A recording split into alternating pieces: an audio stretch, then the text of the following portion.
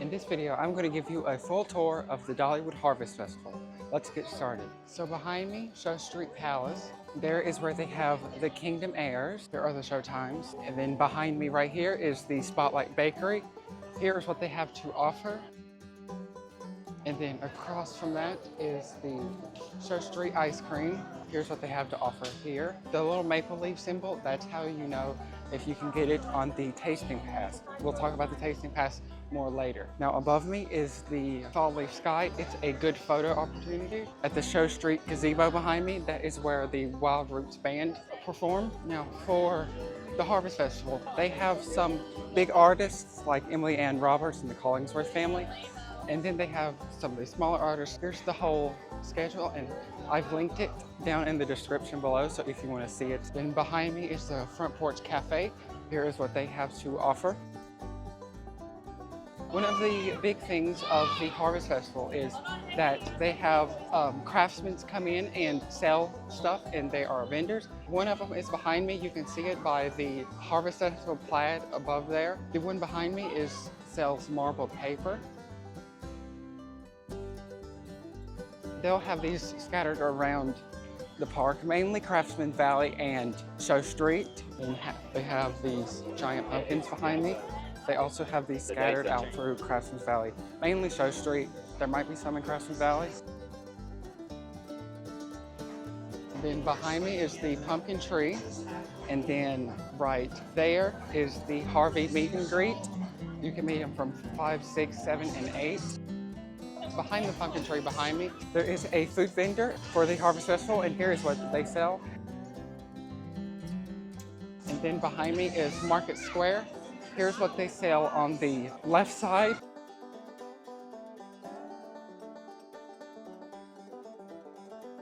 And then here is what they sell on the right side. And we are going through Market Square right now. You take a right and you get to Crossroad Funnel Cakes. Here's what they have on the menu there.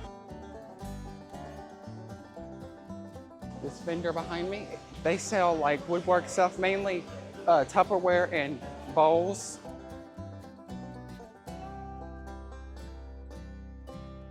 The one behind me here sells toys and trinkets and stuff like that.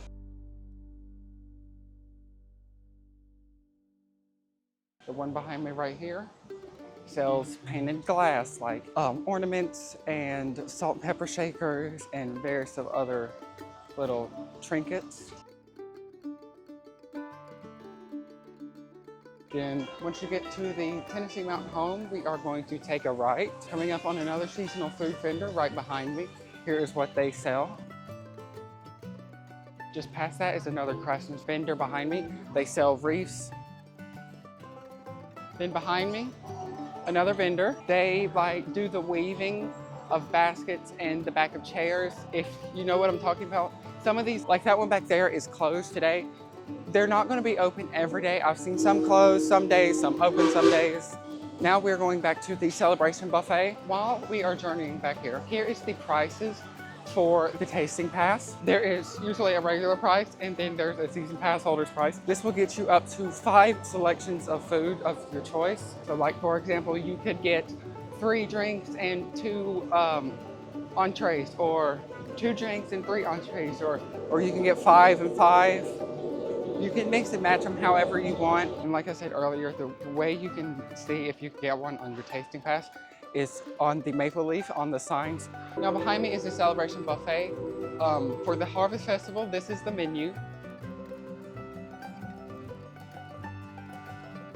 These usually has a seasonal menu and they are buffet, so all you can eat. It's usually the Flower and Food Festival, Harvest Festival, and then the Christmas Festival. And then it was closed for the summer this year. Now we are back in the county fair. For the Harvest Festival, they have finally put decorations back here.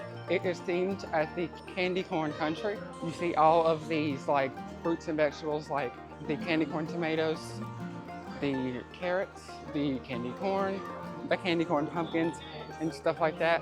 And then also Christmas is getting a candy cane lane, where basically just the same thing, but candy canes. At the train depot, There is this craftsman's vendor behind me. They do chainsaw carvings and stuff of that nature. Not too far away from it is Iron Horse Pizza. Here's what's on the menu there.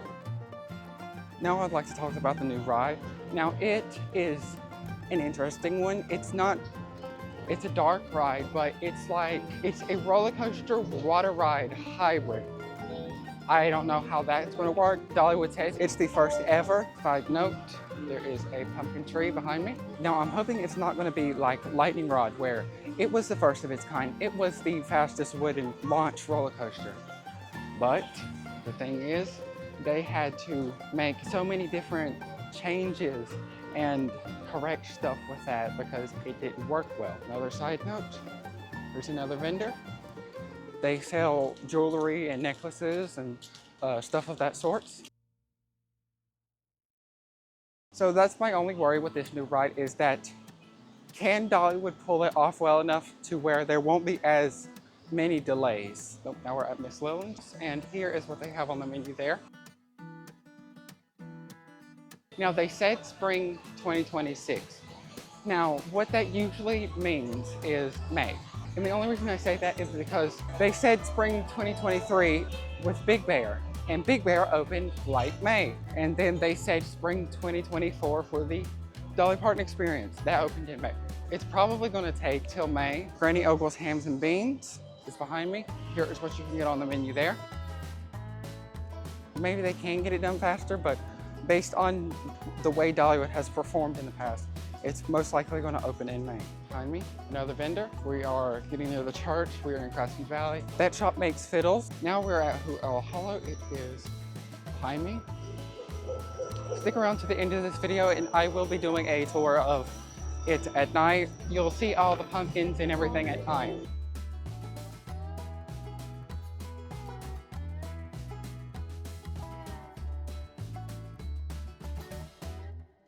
And then behind me, Hickory House Barbecue. Here's the menu for there. The pumpkin statue you see behind me, that is where you can take one of these bubble wands behind me. You can go up to it and you can make bubbles come out of it. Pumpkin guitar. Now, for those of you who didn't know, Blazing Fury has been closed throughout the season.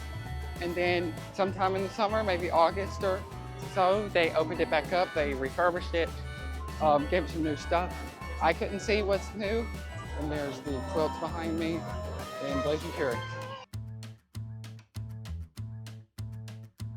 And then above me, can't really see it right now, but you'll see it tonight. The area becomes really cool at night. This is like the Aurora sky at Christmas, but they use it for Halloween too. And then they have the floaty ghost pumpkins. Now all the games will have new themed prizes for both the county fair and up here at the Wilderness Pass. You can see the Pikachu's behind me. Right here is the spider pumpkin statue. And Dollywood has these little pumpkins like that scattered around the park behind me, like there's squirrel pumpkins and stuff like that. And then there's this. Behind me, Splinter's Trailside Snacks. Here's what they have there. Wilderness Pass restaurant has some pumpkins. And there is the sunflower wall behind me. They don't have much back here at Wildwood Grove. No like huge pumpkin statues like you would find at the Wild Eagle. Well, maybe that one. But they have the sunflower pumpkins right here.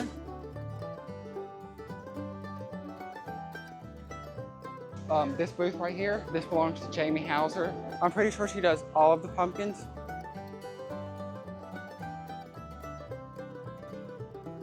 And then there is the pumpkins for Big Bear.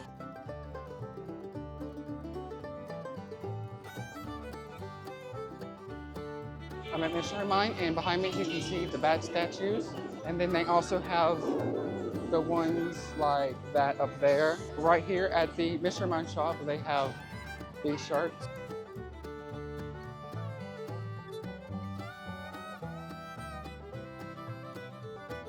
And right here behind me is the tree stump. They have various performers behind me at Lumberjack Pizza. It's the same thing as Iron Horse Pizza. Then there's the frogs at the drop line.